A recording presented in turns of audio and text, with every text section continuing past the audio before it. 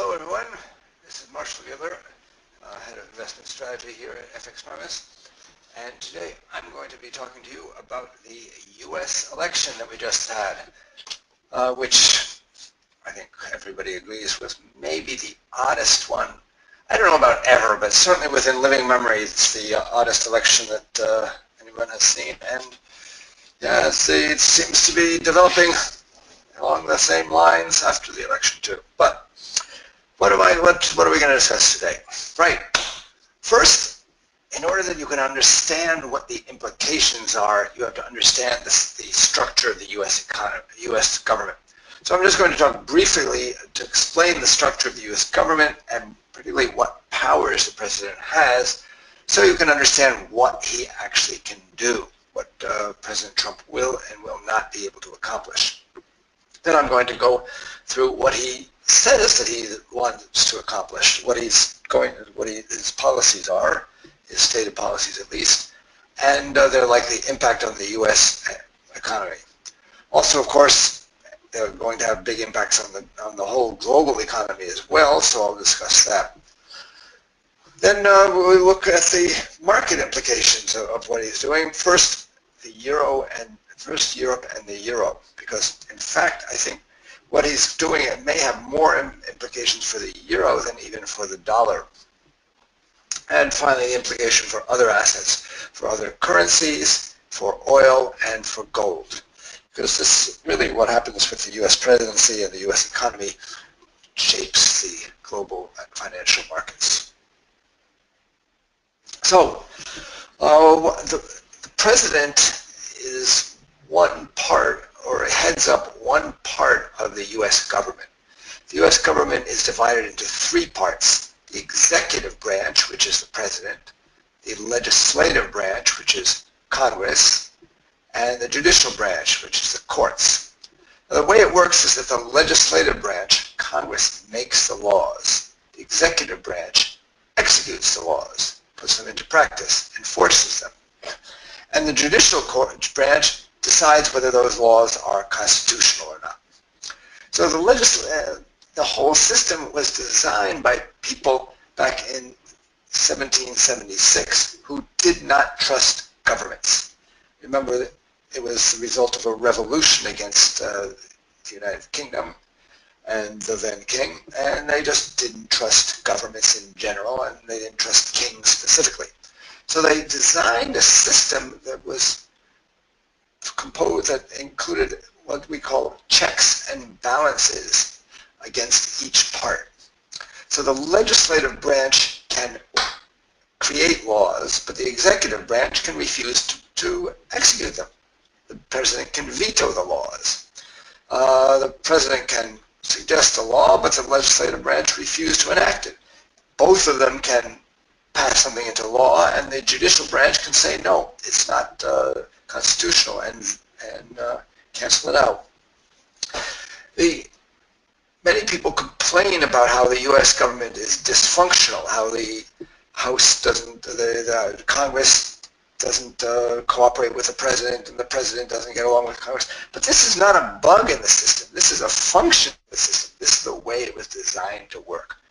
Now, thanks to, after this election, we have the unusual situation where one political party controls both the executive branch and the legislative branch.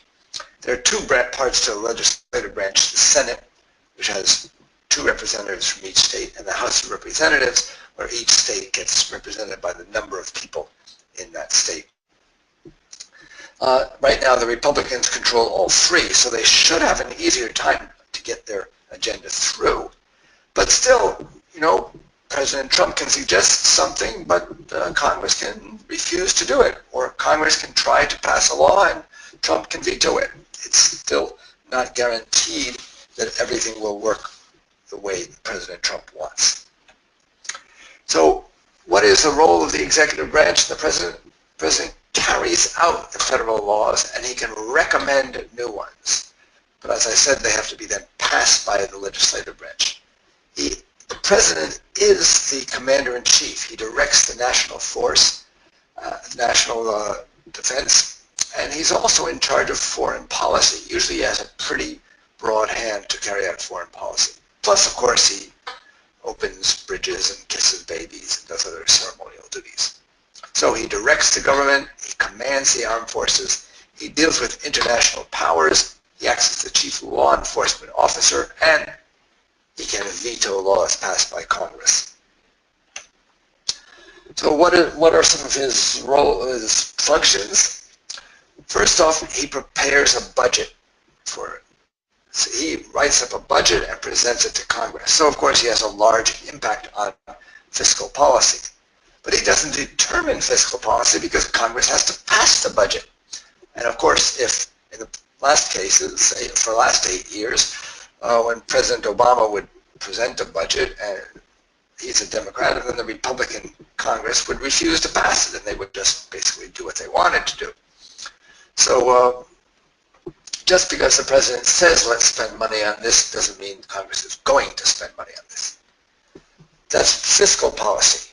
For monetary policy, the president appoints the chair of the U.S. Federal Reserve, the central bank, and he also appoints all 7 members of the Fed Board of Governors. There are 12 members of the 12 people on the Federal Open Market Committee, so the president appoints 7 out of 12, in other words, a majority. However, these people have 14-year terms of office, so if they stay there on the board for their full term, then the president in 8 years can only appoint 2 of them. In fact, they often retire early. They've left early, so it has happened that both Bush and Obama have been able to appoint all the members of the Fed Board of Governors, but it's not necessarily so. Now, the thing is, though, once they're appointed, they're totally independent and they cannot be removed. So they can put their person in place to begin with, but what they do afterwards is up to them. Now, the president also shapes the policies of economic agencies by appointing the heads. When President Trump comes in, he will have to make something like 4,000 appointments. That's what they're dealing with right now, trying to get a list of who is going where. A lot of these, of course, have a big impact on the economy. The Federal Trade Commission, the Environmental Protection Agency, the Federal Drug Administration, all these agencies control huge budgets. They are the ones who set the rules, they set the laws, they determine the laws that companies have to work with. So it's very important for shaping the economy of the U.S. The president is responsible for negotiating treaties, such as the Trans-Pacific Partnership, the TPP, that President Obama spent so much time and effort working on. But once they agree on a treaty, it then has to be approved by the Senate. And that's what we're seeing now. For example, with the Trans-Pacific Partnership, Obama may want it passed, but the Senate isn't passing it. Now, since the president is responsible for negotiating these treaties, he can also get rid of the treaties too. In many cases, he just has to notify the Congress that he's ending this treaty, and that's that. And he appoints the Supreme Court judges, who then must be approved by the Senate. Again, now the Supreme Court judges are on there for life. Some of them have been on there for 30 years. But once they're on, they can't be removed, and they can do pretty much what they want. So what does Mr. Trump intend to do? Bearing in mind that whatever he intends to do, he still has to get it through Congress in most cases. First off, CNN had an article just last night where they got hold of some document that claimed to have Trump's plans for the first 100 and 200 days. His number one priority seems to be overhauling immigration policies, trying to kick out, in the first instance, undocumented immigrants who have been in trouble with the law, and building the wall with Mexico, which, yeah, if you own stock in wall-making companies, that will be a good thing for you. Otherwise, I'm not sure what it means. He wants to promote a strong military force. I think the United States only spends as much money as the next 7 countries combined, all of whom, by the way, are our allies. So maybe he wants to spend as much as the next 8 countries because we're not strong enough. He wants to get rid of the Dodd-Frank Act regulating banking. That came in the wake of the global financial crisis, but the banks have been kicking and screaming about it for many reasons. He wants to get rid of that. He wants to change the tax code to make it taxes lower, simpler, fairer, and more pro-growth. Not many people are in favor of higher taxes or on them themselves, but a lot of people have different views on who should be taxed what. Anyway, but he wants to simplify the tax code and make taxes lower. He wants to revive U.S. manufacturing. A lot of this has to do with trade. He thinks that U.S. manufacturing has been declining because of unfavorable trade negotiations. So he wants to make it more desirable for manufacturing companies to stay in the U.S. and manufacture in the States by revising trade deals that don't put America first. The fact is, by the way, America actually manufactures more than it ever has before. I mean, the volume of American manufacturers is at a record high.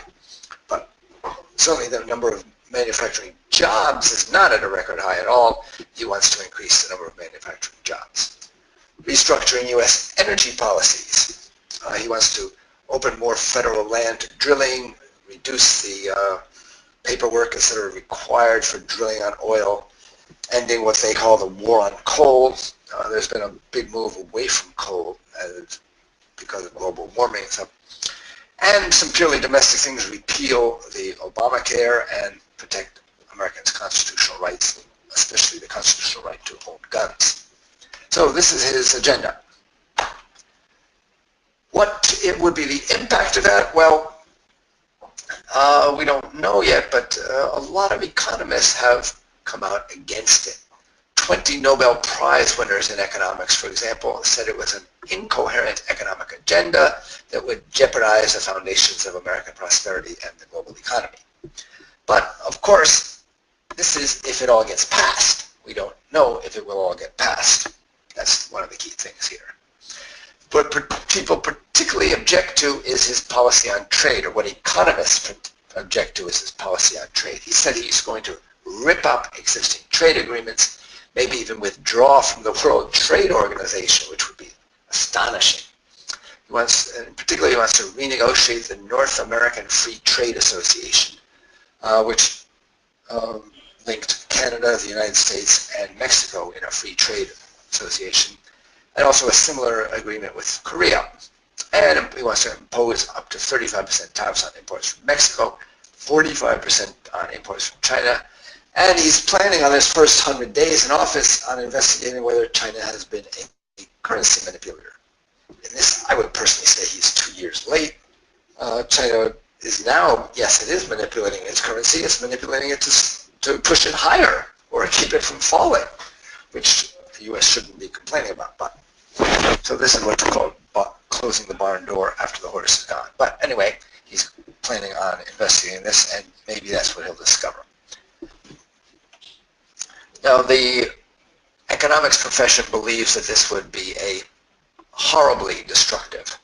In particular, pulling out of trade agreements might, and slapping imports on foreign countries might, in the first instance, help the U.S.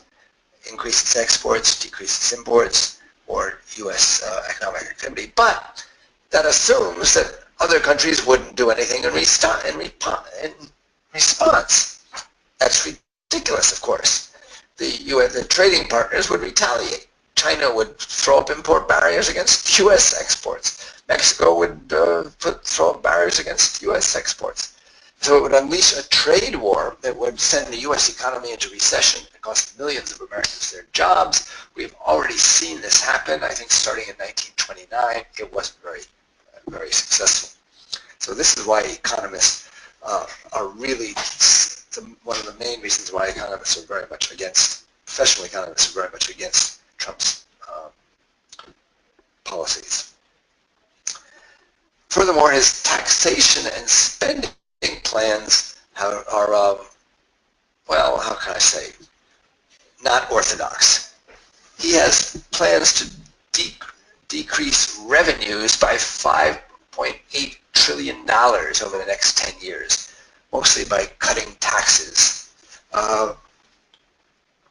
On the other hand, he's going to offset this with only $1.2 trillion in lower spending. So that he's going to cut spending on some social programs, but cut taxes for individuals, cut taxes for companies, etc. And including the higher increased payment on interest on the debt, this net would cause an increase in the national debt of $5.3 trillion. It would blow up the United States budget. This, by the way, is why many people think a lot of what he's talking about is just simply a non-starter, because he may propose a budget like this, but I don't think he can get this through Congress. There are some Republicans are in favor of his agenda, but there are still other Republicans who are very much concerned about the budget deficit, don't want to do anything that will increase the deficit, and would vote against a budget like this. Now that's fiscal policy. What about monetary policy? Well, I think his statements on monetary policy have been rather confused. Back in April, he with what's really the standard Republican position, that he would support proposals that would take some power away from the Fed and allow Congress in particular to audit its decision-making. Republicans have been asking for that for quite some time. But back in April, he said, the best thing we have going for us is that interest rates are so low. In May, he repeated that. This guy is a builder. He's in the construction industry. He depends on low interest rates. And he said, I've always been a low interest rate person. And he went on to say something very intelligent. He said that if they raised interest rates, it would cause the dollar to strengthen, and that would be bad for exports and bad for the economy. This was what he said back in April and May. Then come September, he changes his tune entirely. He said, I think the Fed is being totally controlled. He said they're not raising interest rates because they want to keep the economy in good shape and guarantee that Clinton gets elected. So he said Fed Chair Yellen should be ashamed of herself for manipulating interest rates for these kinds of political purposes. I think most people think this is not an accurate description of what's going on, but that's what we don't know is why he changed his tune so much on interest rates over that time. So what will he do with the Fed? This is a major issue. He will appoint 2 new governors. See, there are supposed to be 7 governors on the 12-member FOMC, Federal Open Market Committee. The other 5 people are the 5 of the presidents of the regional Federal Reserve banks. They take turns, they rotate through on the FOMC. So there are 7 governors and 5 Fed presidents on the FOMC. There have been 2 vacancies. The Republican Senate has refused to confirm President Obama's nominees for the FOMC. They've just refused to do their job. They've been waiting months and months for a Republican president. Now there's a Republican president. Trump will nominate 2 people who will immediately join the board. They will probably be more hawkish than the existing people. If we can deduce anything from what Trump said back in September, he will put on people who will want to raise interest rates. On the other hand, because of the rotation of the Fed, the regional Fed presidents, the regional Fed presidents, the 5 presidents, will turn more dovish in 2017.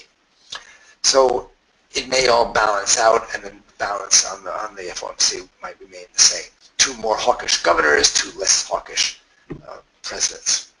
Now, he can't get rid of Yellen. She is there as a chair until her term as chair expires in February of 2018.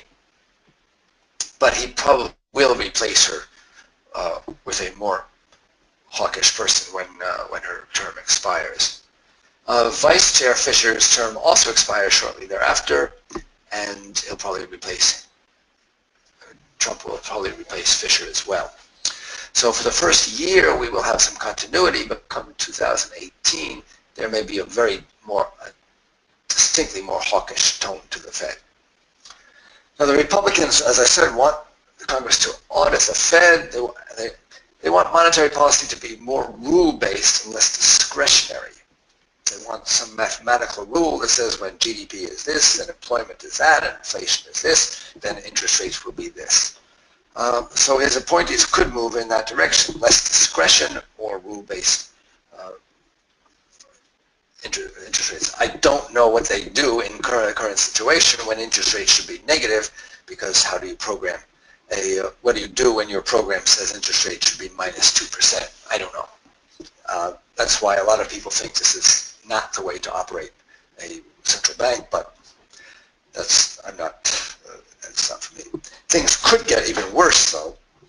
Vice President Pence is taking a very strong leading role in the new administration in picking out appointees, and he is really hawkish. I mean, he's introduced legislation to end the Fed's dual mandate. They have a dual mandate where they, on the one hand, they're required to keep inflation low. It says that they are required to pursue low inflation consistent with maximum employment. That's the dual mandate. Low inflation and also maximum employment. He wants to get rid of that maximum employment side and have them just focus on inflation. He even was talking about going back on the gold standard, which to me shows that he just doesn't understand what's going on, because it would be physically, there just isn't enough gold right now to back up the U.S. supply, and this gold is about $15,000 an ounce. So it's just a non-starter. It shows to me he doesn't understand what's monetary policy. But anyway, things could be worse, and they might get worse. We don't know. So how is this likely to affect the markets? Well, historically, although Republicans present themselves as the party of business, in fact, they've been through history, they've been generally worse for the U.S. economy than the Democrats have. The annual growth rate has been lower under Republicans than under Democrats, both the average and the median. And we've had positive growth under more years under Democrats than under Republicans. I think there's a very simple explanation for it. What's good for business isn't necessarily what's good for the economy as a whole.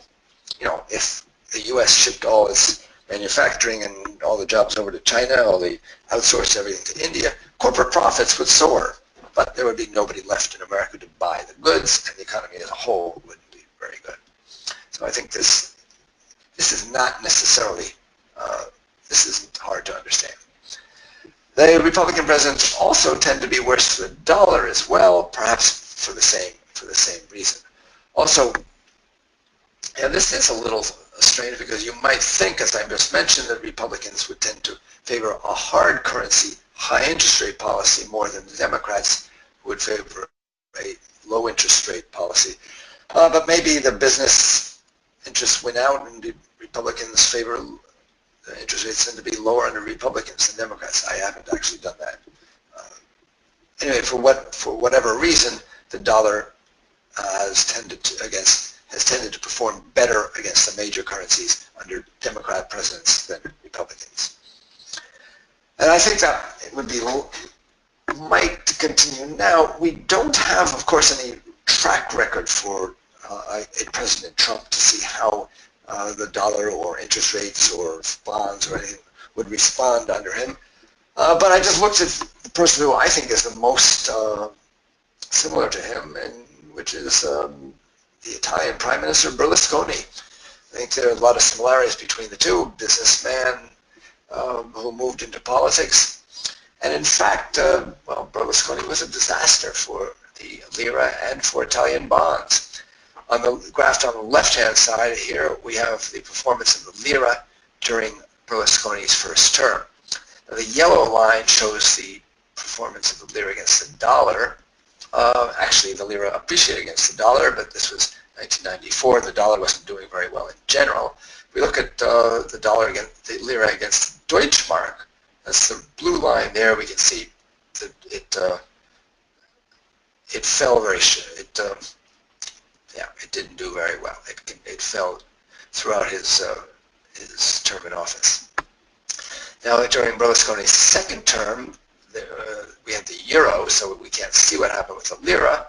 But you can see the spread of Italian bonds over German bonds. That's the yellow line here, as compared to the spread of Spanish bonds over German. That's the blue line. You can see from 2000, from the start of his first administration to the second administration to the time he left office, Spanish bonds actually moved to, the interest rate on Spanish bonds fell to be equal to or even sometimes lower than that of Germany, whereas the spread on Italian bonds initially narrowed but then widened out again. So Italy didn't do anywhere near as well as the other peripheral countries during Mr. Berlusconi's second term in office. So this is what I fear could happen during a Trump administration. In particular, his trade policies may well be bad for the dollar. The dollar just tends to react badly during times of trade wars. We can see this is what happened to the trade-weighted index, the dollar's trade-weighted index, during the time that President Bush declared tariffs on steel imports. You can see how the dollar started to fall pretty much as soon as they implemented the tariffs, and it started to recover about as soon as they took the tariffs off. It would definitely, the market doesn't like it when the U.S. is involved in a trade war. So, in that case, if Republicans tend to be worse for the economy, if the dollar tends to perform more badly, then why is the market doing so well under now that that Trump has been elected? Why is the market reacting so well?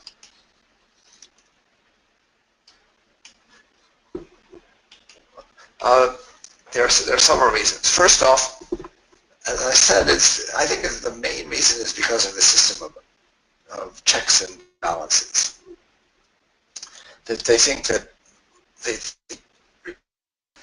So anyway, we'll just continue from here. The question is, why, if Republican presidents tend to be worse for the economy, if so many people dislike Trump's policies, why is Wall Street higher and the dollar higher?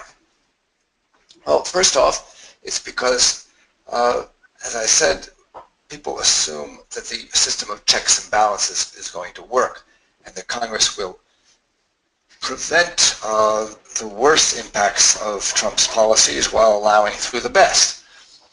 And in particular, they're encouraged that Paul Ryan remains as the House Majority Leader. He's well respected among Republican circles, so he may, and also he opposed a lot of what Trump was doing. So they think he will be a good check and balance against him, while allowing through some of the policies that Trump has proposed that people like, in particular tax reform and the cut in individual and corporate taxes. Secondly, as I mentioned, Trump is very big on fiscal stimulus. He's a $1 trillion infrastructure program. He wants to put into place a $1 trillion infrastructure program. With the U.S. already near full employment, that would probably push up wages and increase spending.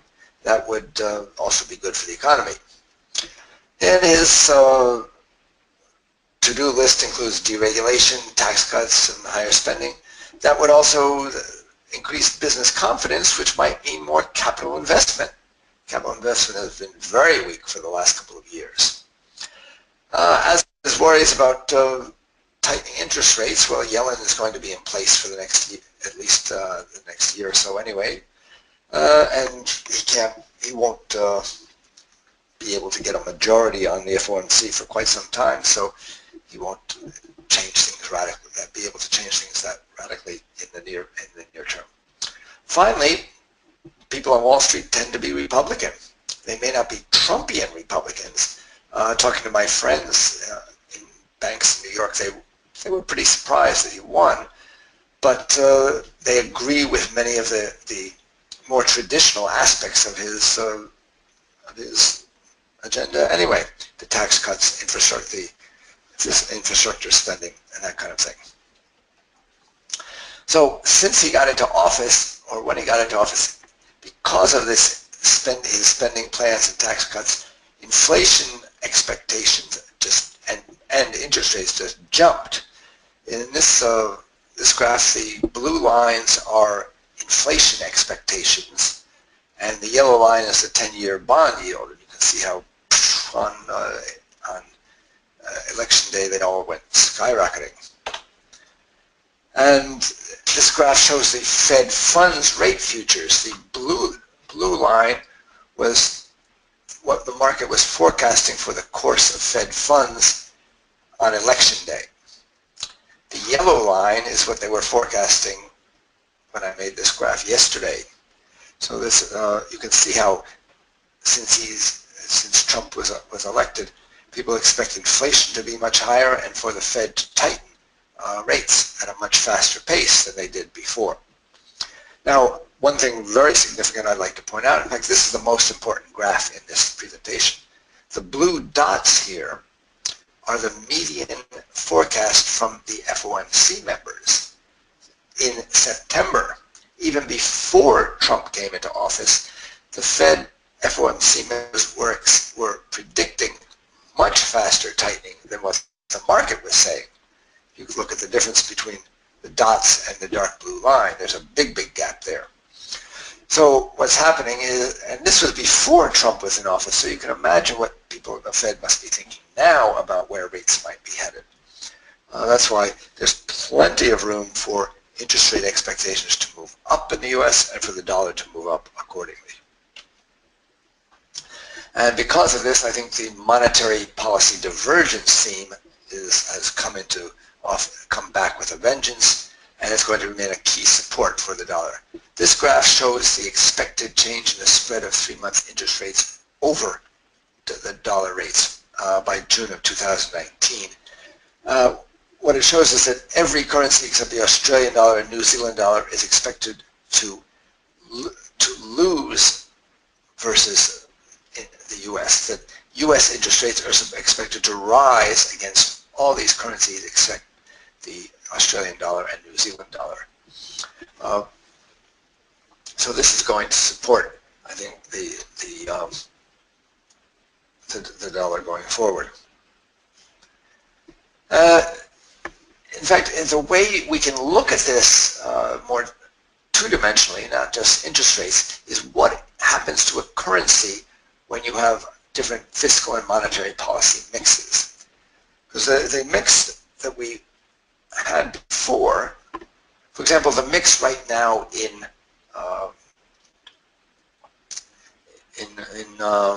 Europe, you have a tight fiscal policy under German insistence, and you have a loose monetary policy because the ECB is trying to counter to all the work of recharging the economy in Europe has fallen to the ECB, and so they're having a very loose monetary policy, and that's why the euro has been weakening. Now, what we're going to see in the U.S. is we're going to see a tight fiscal policy, but a loose fiscal policy, as Trump, as you saw, his plans are to blow up the budget by $5.3 trillion. So that's very loose, but a tightening monetary policy under the Fed. And in fact, even a tighter policy if he gets his way there, and is just simply a recipe for currency strength. I think it's a big question which wins out, the fiscal monetary policy mix, or we saw earlier what, for example, trade wars would do to the dollar, or what Mr. Berlusconi did to the lira, this kind of thing. I think there's a real possibility for some real disagreement here about what's going to happen with the dollar. So these are the two that's in fact the big questions we have. Will the pro-growth implications of his domestic policy example, the tax reform, deregulation, fiscal stimulus, outweigh the anti-growth implications of his international strategy. Trade barriers and immigration restrictions are very negative for the U.S. economy, whereas his other policies might be positive for the economy. And in fact, the system of checks and balances is mostly domestic. He can do often basically what he wants internationally. And furthermore, I think one of the other big questions is, will he end the monopoly of monetary policy? Up to now, as I mentioned, for example, in Europe, the Germans have been insisting on austerity throughout Europe. Japan hasn't had a more expansionary fiscal policy. The U.S. has been trying to, since 2008, 2009, and trying to rein in the budget deficit. The entire burden of resuscitating the economy, global economy, after the global financial crisis has fallen to central banks. Now, with interest rates at 0 or below in many countries, they've reached the limit.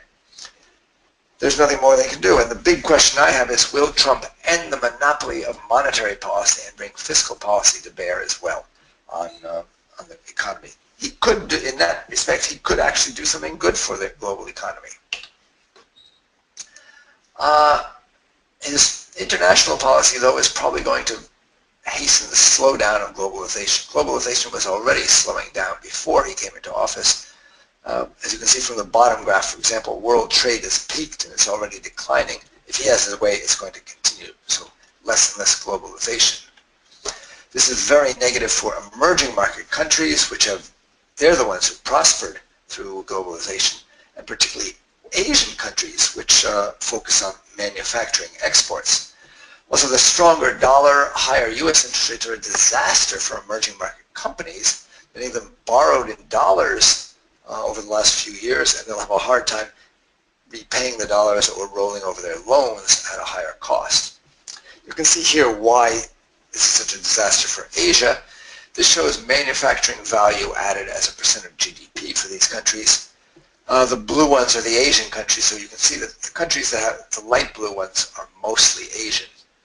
The dark blue are other ones, and the yellow ones are Latin America, and the dark blue are other countries. So it is the Asian countries that depend on manufacturing. Now, a country like Thailand doesn't have that much manufacturing for its domestic market. It's for international. It's part of the global supply chain. If this gets broken up, it's the Asian countries and their currencies that will suffer. But I think the big issue is really what this means for the euro. Not necessarily his economic policies, but just the fact that someone like Donald Trump was elected is very, very significant for Europe. That's because there are a lot of major votes coming up in Europe very soon. There's an Italian referendum on the structure of the Senate on December 4th. There's an election for the president in Austria on the same day.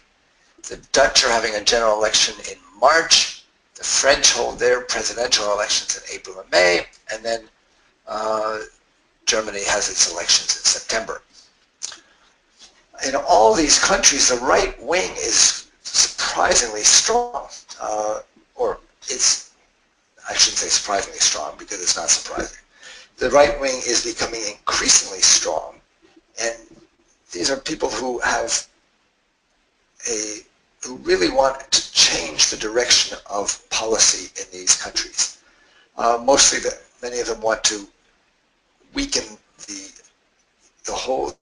grip of Brussels, weaken the central forces within Europe. Many of them want to get out of the euro, pull out of the euro.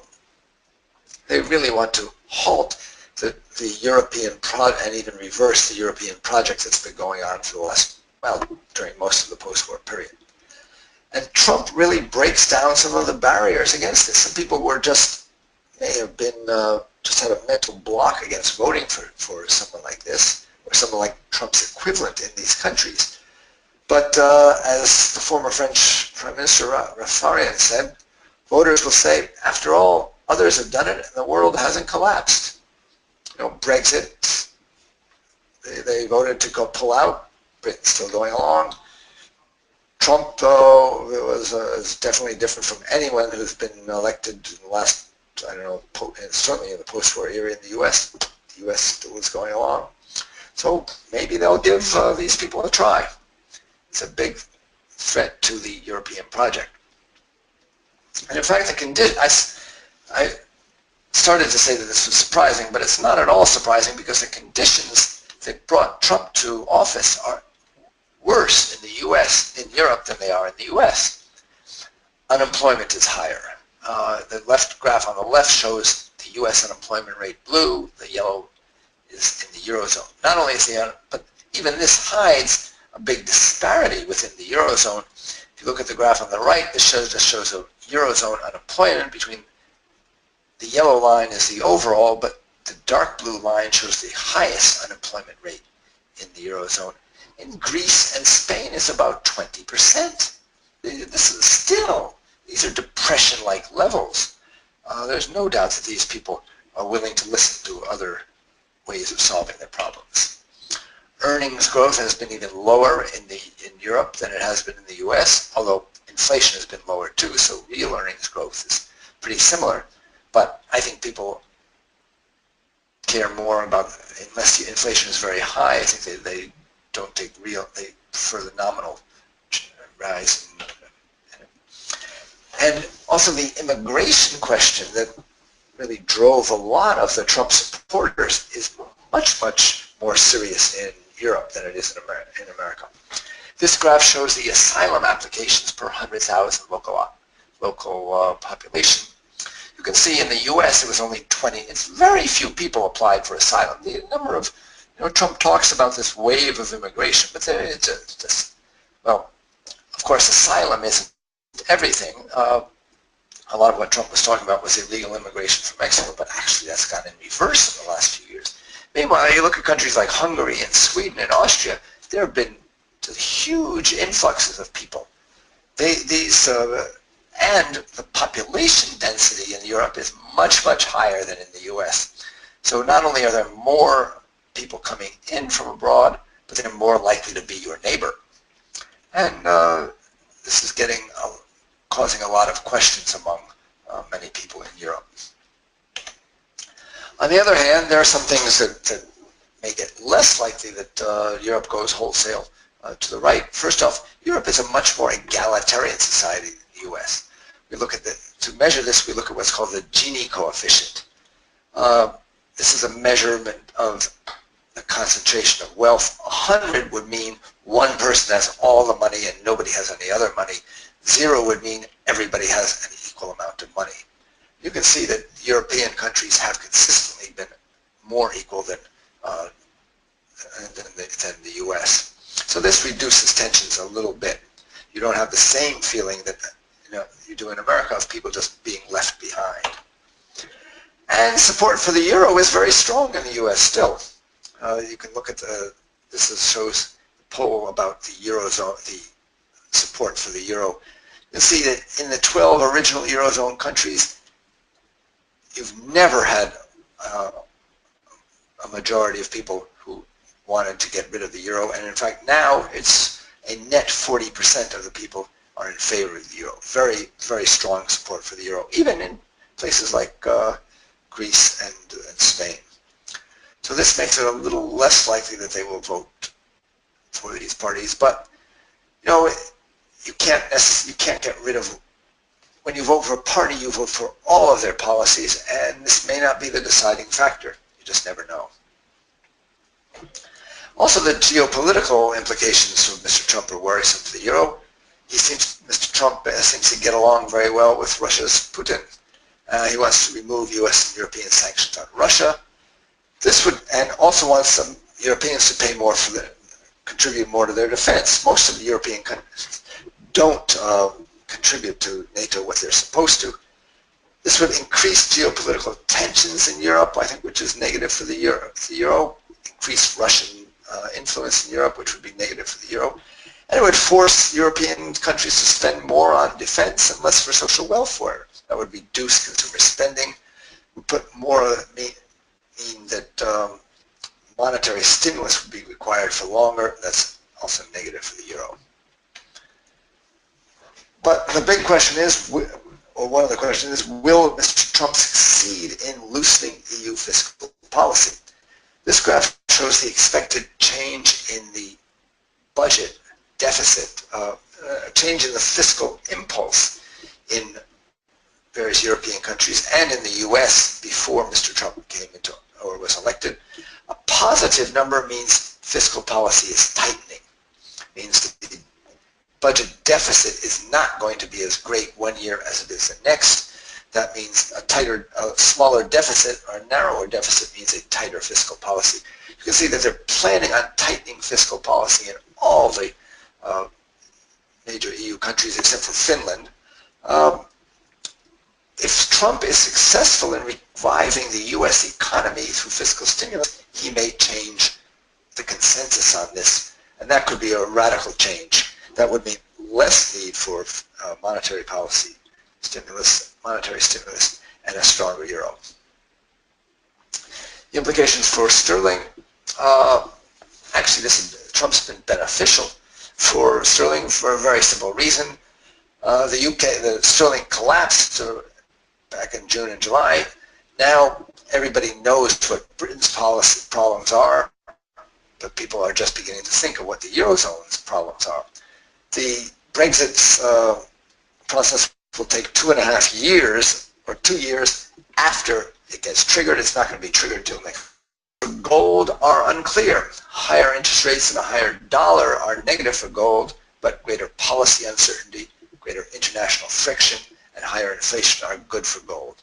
So initially, the rally in the dollar, the rise in U.S. interest rates was negative for gold, but we'll have to see how things develop and which parts of his policy get enacted. So, net, I think Trump is positive for the dollar short term, but he may be negative in the long term. In the short term right now, what we're seeing is fiscal stimulus may mean faster growth and higher interest rates, but on the long term, these huge unfunded tax cuts could undermine the country's financial position.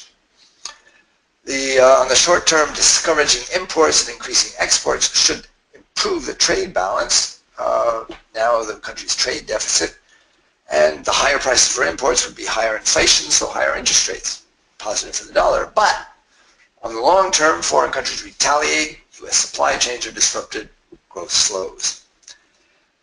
In the short term, what we saw, for example, after the global financial crisis was even when the U.S. is the source of global disruption, U.S. markets are the safe havens and money tends to flow into the U.S. But longer term, why is the U.S. the safe haven? It's because the U.S. government is considered safe, the Fed is considered very safe, U.S. Treasury bonds are considered safe, and the U.S. is the guarantor of global security. If the U.S. shies or retreats from this international position, if Trump threatens to default on Treasury bonds, the U.S., the dollar as a safe haven the idea of the dollar as a safe haven could change. So we'll have to see how that develops. Well, that's it for me today, and with that, I'd like to throw the market open to any questions. If you have questions, please use on your chat. On your screen, there should be a chat box. Please type your question, and I'll try to respond to it. So, if there are no questions, I'd just like to say a lot of people are worried about Donald Trump. He's not the worst we've had in America by any means. There are some places in America that are run by, there's a town in America where a dog was elected mayor for the 3rd time. They're still going quite fine. So I don't think that this is going to be any trouble. I think the U.S. will function quite well. And in fact, we may be pleasantly surprised by how some of his policies may help the U.S. to recover, assuming that the system of checks and balances works as it's intended to. So thank you very much, and I wish you all safe trading.